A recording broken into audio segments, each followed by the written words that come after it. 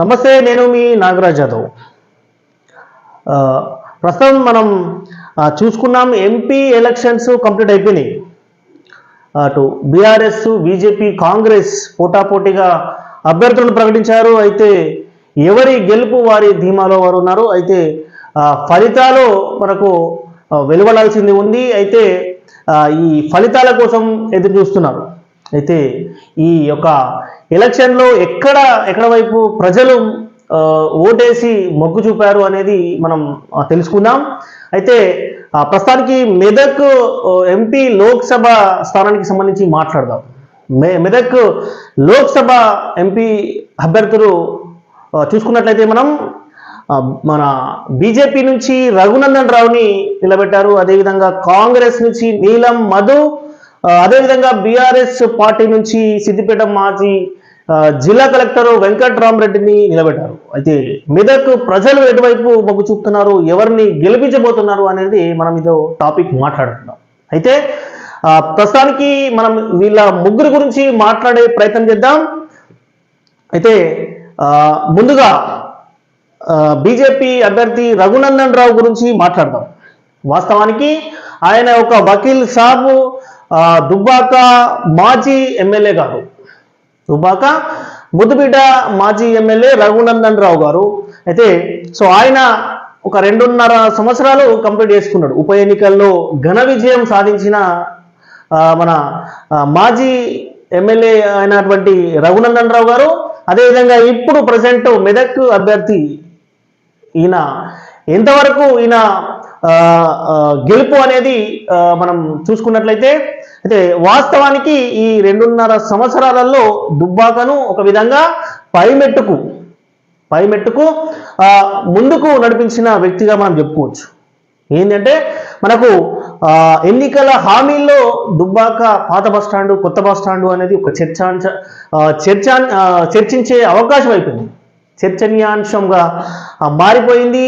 ఈ యొక్క opposition party BRS present Siddipet MLA మన హరీష్ రావు గారు అన్న విషయాన్ని ది హాట్ టాపిక్గా మారిపోయి ఒక విషయానికి బస్టాండ్, పాత బస్టాండ్ పోయి కొత్త బస్టాండ్ వచ్చే అవకాశం అయిపోయింది దుబ్బాకలో. అదేవిధంగా రఘునందన్ రావు ప్రశ్నించే వ్యక్తిగా, ప్రశ్నించే గొంతుకగా దుబ్బాక పై చూపించారు.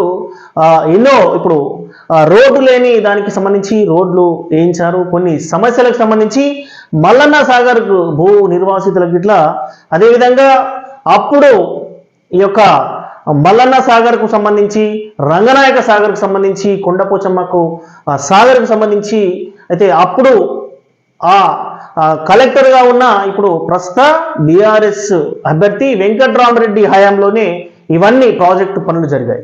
ఆ విషయంలో రఘునందన్ రావు ప్రశ్నించే గొంతుగా మాట్లాడి భూ నిర్వాహకులకు న్యాయం జరిగేటట్టు సిద్దిపేటకు తరహా దుబ్బాక మల్లన్న సాగర్ భూ నిర్వాహకులకు సాయం చేసే, అంటే అక్కడ ఎంత ఇచ్చారో ఇక్కడ అంత ఇయ్యాలని చెప్పేసి కొట్లాడిన వ్యక్తిగా ఆయన ఒక రఘునందన్ రావు. అయితే వాస్తవానికి ఈ మాజీ కలెక్టర్గా ఉండి వెంకట్రామరెడ్డి గారు ఒక విధంగా రైతులకు మేలు చేయకుండా బీఆర్ఎస్ పార్టీకే పనిచేసేసి రైతుల ఉసురు పోసుకున్న ఘనత ఎవరిదయ్యా అంటే బీఆర్ఎస్ లోక్సభ అభ్యర్థి వెంకట్రామరెడ్డి గారు.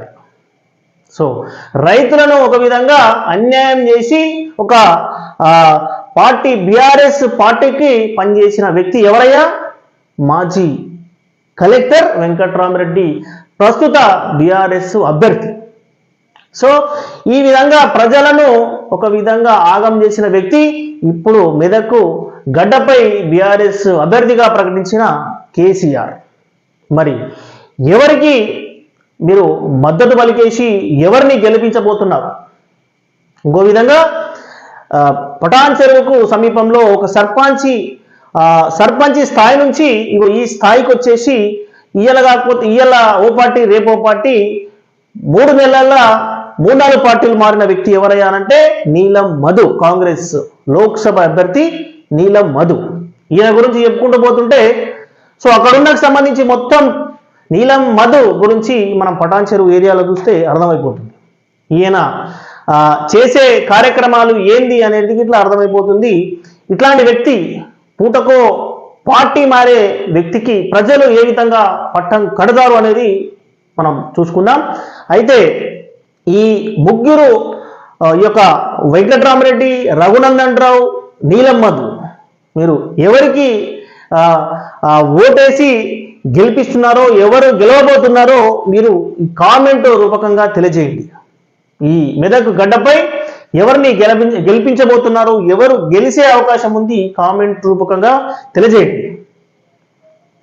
సో మెదక్ గడ్డని అభివృద్ధి చేసే నాయకుడు ఎవరైతే బాగుంటుంది, మీరు ఎవరిని గెలిపించబోతున్నారు అనే కామెంట్ చేయండి.